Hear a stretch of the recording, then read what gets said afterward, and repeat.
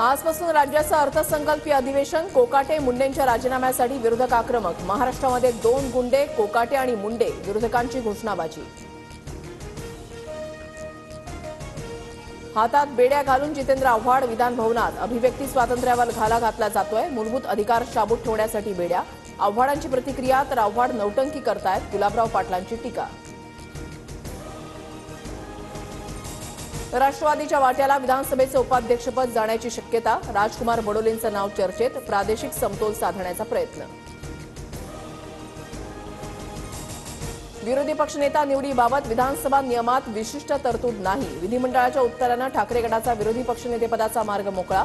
ठाकरे गट लवकरच विरोधी पक्षनेतेपदासाठी अर्ज दाखल करणार.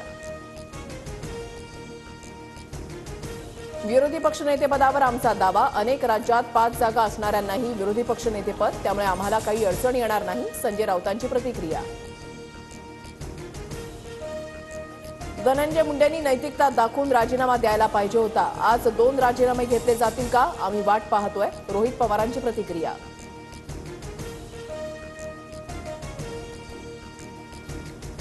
वाल्मिक कराड जेलमधून व्हीसीद्वारे लोकांशी गप्पा मारतोय. त्याला तुरुंगामध्ये चहा नाश्ता दिला जातोय. अंजली दमान यांचा आरोप. रिफायनरी प्रकल्प बारसूलाच होणार. मुख्यमंत्री फडणवीसांची एका वृत्तपत्राला माहिती. प्रकल्पाबाबत केंद्र आणि कंपनीशी चर्चा सुरू. कुठलीही अडचण येणार नाही. फडणवीसांची माहिती. रिफायनरीच्या मुद्द्यावर आम्ही कोकणातील नागरिकांसोबत. उद्धव ठाकरेंकडून याबाबत भूमिका स्पष्ट. संजय राऊतांची माहिती. मुंबईकरांसाठी मार्च महिना असह्य उकाड्याचा. मार्च ते मे दरम्यान तापमान सरासरीपेक्षा अधिक राहण्याचा अंदाज.